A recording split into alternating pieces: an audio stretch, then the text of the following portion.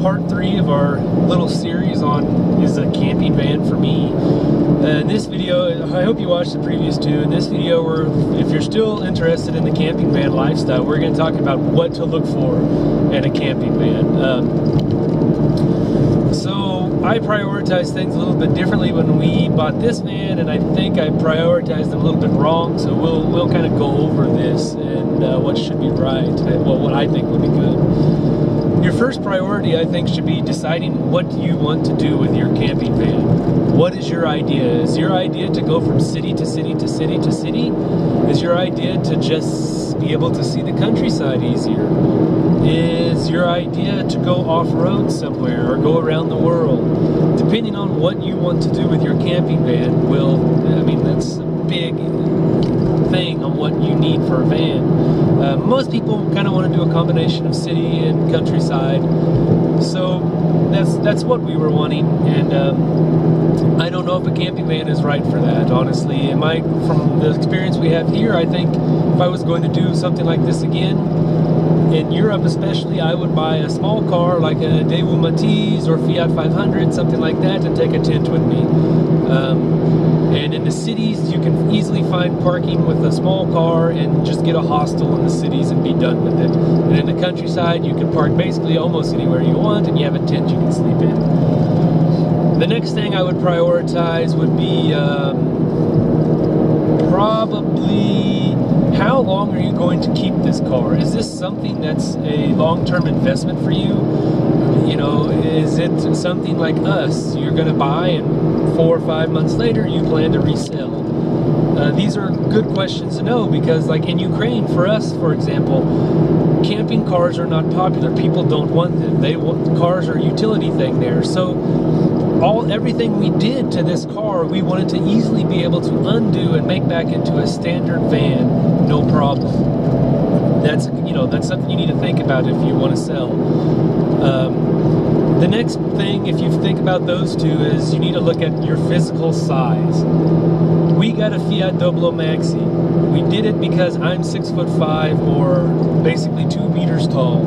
I needed the space in the back so I could lay down. We have about 2.1 meters of space in the back lengthwise. Widthwise, I don't know what it is offhand, but it's wide enough for 2 people to lay side by side, no problem. And we still have on the one side of the van our propane tank and little kitchenette area and water. Height-wise, it's standard height. This is something I messed up on. I wish I would have paid more attention to it. I didn't really think about it.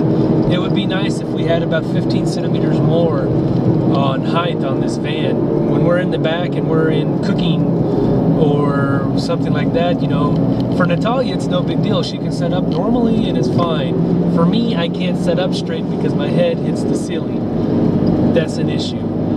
For 4 or 5 months when we're using the van, we're going to deal with it. It is what it is. So once you've figured out all those 3 things, the next step I would say would be now you can start looking for a van because you have some idea what you want and you can get your price range. And again, your price range goes back to how long are you going to keep this van? Are you going to keep this van for years?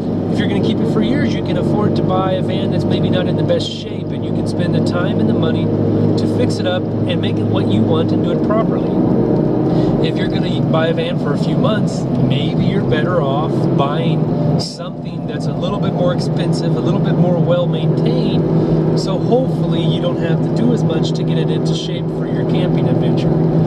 And lastly, I would think about is the reliability of your van. Do your research.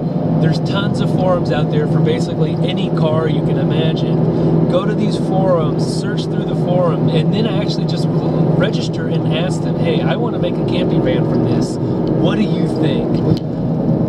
When we bought this van, I did as much research as I could, but I didn't actually write on their forum. So I found what would be the normal problems with the engine and transmission, and basically there wasn't any. So when I talked to the guy, it was clear that this car had been in a wreck at some point in time and had been put back together, but the engine and everything had been well taken care of and maintained. The one thing I didn't really think about is the suspension side of things.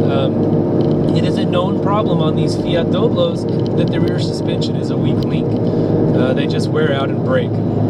Fiat just messed up when they made them. That's all there is to it. I didn't know that, and it ended up being a fairly expensive fix for us when it did happen to us. If I would have known about it beforehand, I would have investigated that situation a little bit more. I did, as soon as we got the van, we had to change the brakes. Okay, brakes are a consumable item, but still something that I overlooked when we were looking at the van. I was so focused on the engine, transmission, and all that area. So those are things you need to think about for sure, and then also think about, is it going to be you alone in the van? Are you going to be with your wife, girlfriend, children, whatever, this is all things you need to think about. How much crap are you going to take with you? How are you going to physically fit it all in there? Those are the things to really think about, but I wouldn't worry about any make model. One van is better than the other. I don't think so. It completely depended upon you and your usage. Volkswagen and BMW and Mercedes seems to be the vans that are the cars that people want in general. I don't know that they're any better. I know people with a Mercedes, it's broke down quite often. I know guys with Volkswagens, it's broke down like once a week. Some people say, oh, Fiat and everything, don't get that. Yeah. We haven't really had any major problems with this car. Anything that, if I would have done better research, wouldn't have found. So maybe, just get what's in your price range and what you can afford. I think this Fiat Doblo Maxi version especially is a very good fit for travel vans in Europe particularly. The roads in general are pretty good, so you don't really need off-road unless you just want to. So, and the space in the back is nice. I do wish it was taller, but that's life. Well, I hope you guys enjoyed this video. We tried to give you something a little bit more informative so you can think about things before you go and invest all your money into this lifestyle. Because it's not a cheap lifestyle to get into initially, that is for sure. Be sure if you have anything else you think I missed or should think more about when you're buying a van, write in the comments below. Let us know. We're always interested to try to help people. We didn't find much info ourselves when we were doing this, so we want to help people. Otherwise, be sure to like and subscribe, and have a good day. Take care, and drive safe.